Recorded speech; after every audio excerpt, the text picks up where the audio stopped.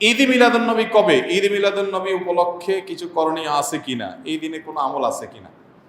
ঈদে মিলাদুন নবী মানে হলো নবীর জন্মের ঈদ, আনন্দ।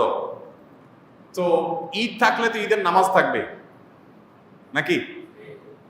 তো 12 রবিউল আউয়ালকে যদি আমরা ঈদে মিলাদুন নবী বলি, তাহলে ঈদ তিনটা হলো, ঈদ উল ফিতর, ঈদ উল আজহা আর ঈদ মিলাদুন নবী। তাহলে ঈদ উল আজহা, ঈদ উল ফিতরের তো নামাজ আছে আমরা জানি, ঈদে মিলাদুন নবীর নামাজ কখন আছে? কোন নামাজ নাই। তো বোঝা গেল যে আসলে ঈদে মিলাদুন নবীর নামে কোনো ইবাদতের উপলক্ষ, কোনো অকেশন ইসলামের শরীয়তে কোথাও নাই। তবে এটা ঠিক, এই কথাগুলো আমরা বললে আমাদের কিছু ভাই, যারা আমাদেরই ভাই, মুসলিম ভাই, হয়তোবা তারা মনে কষ্ট পান। তারা মনে করেন যে এরা নবীর দুশ্মন, এদের মনের ভিতরে নবীর মহব্বত নাই, নবীর ভালোবাসা নেই। ভাই, নবী সাল্লাল্লাহু আলাইহি ওয়াসাল্লামের জন্ম দিবস উদযাপন করলেই তার প্রতি ভালোবাসা আছে, আর না করলে নাই। এই যোগ বিয়োগ করা এত সহজ, শর্টকাটে হিসাব করার ক্ষমতা আপনারা কে দিছে? এই অধিকার আপনাকে কে দিছে? ব্যাপারটা এরকম হয়েছে যে দেশের প্রতি আমার ভালোবাসা আছে কিনা।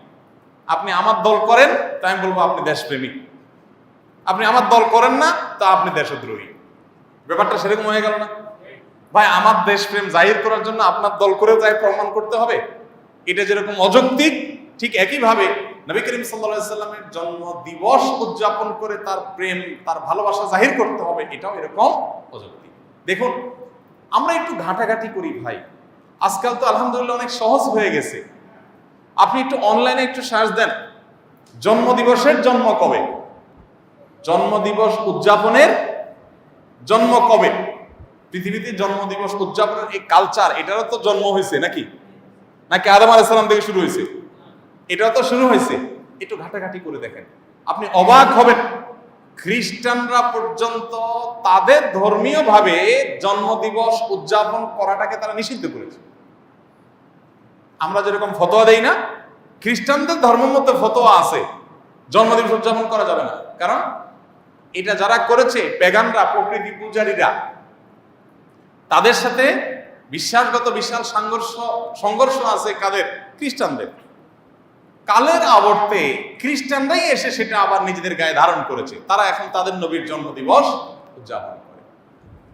আমরা মুসলমানদের অনেকে বহু পরে এসে, মিশরের এক শাসক, তিনি এসে চিন্তা করলেন খ্রিস্টানরা তাদের নবীর জন্মদিবস পালন করে, আমাদের নবীর জন্মদিন আমরা পালন করলে সমস্যা কি, এই শুরু করলেন তিনি। এবং তারপর থেকে এটা শুরু হয়ে গেল। ডক্টর আব্দুল্লাহ জাহির রহমতুল্লাহ রাহেবেলার বইতে বিস্তারিত ইতিহাস পাবেন, পড়ে নেবেন। তো আপনি একটু অনলাইনে সার্চ দেন না, তাহলে তো পেয়ে যাবেন জন্মদিবসের উদযাপনের জন্মটা কবে থেকে। আমাদের প্রিয় নবী সাল্লাল্লাহু আলাইহি সাল্লাম নিজে তার জন্মদিবস উদযাপন করেছেন? যদি করে থাকেন তো বছরে প্রতিদিন, প্রতি বছর 12 রবিউল আউয়াল তিনি বেঁচে ছিলেন 63 বছর, এই 63 বছরে প্রতিবার আসছে না? উনি ওনার জন্মদিবস উপলক্ষে এই যে র্যালি বের করা, জশ্ন জুলুস করা বা যাই করি আমরা, উনি কিছু করছেন কিনা? উনি নিজের, ওই যে কি একটা কথা আছে না, যার বিয়ে তার খবর নাই, পাড়াপড়শির। ওনার নিজের জন্মদিবস উনি উদযাপন করলেন না, ওনার 4 খলিফার কেউ করলেন না, কোন সাহাবী করলেন না। আমরা মহব্বত জাহির করার জন্য ওনার জন্মদিন উদযাপন করি। ব্যাপারটা কেমন হয়ে গেল? আল্লাহ আমাদের ভাইদেরকে সঠিকটা বোঝার তৌফিক দান করুন। যারা করছেন তারা নবী সাল্লাল্লাহু আলাইহি ওয়াসাল্লামের মহব্বতই হয়তোবা করছেন, তাদের প্রতি তাদের যে আবেগ আছে, তাদের যে নবীর প্রতি ভালোবাসা আছে, ভালোবাসাটাকে আমি শ্রদ্ধা করি। কিন্তু ভালোবাসা প্রকাশের পদ্ধতিটা অবশ্যই কি হতে হবে? সঠিক হতে হবে। অতএব ঈদে মিলাদুন নবী নামে আলাদা কোনো অকেশন, ইবাদত হিসাবে এরকম কোনো কিছু শরীয়ত রাখে না, এবং এটা না সাহাবায়ে কেরাম, খুলাফায়ে রাশিদিন কারোর মধ্যে এর কোনো নজির ছিল। বরং উল্টা, এটা অন্য ধর্মাবলম্বীদের সংস্কৃতি হওয়ার কারণে আমাদের সেটা বর্জন করা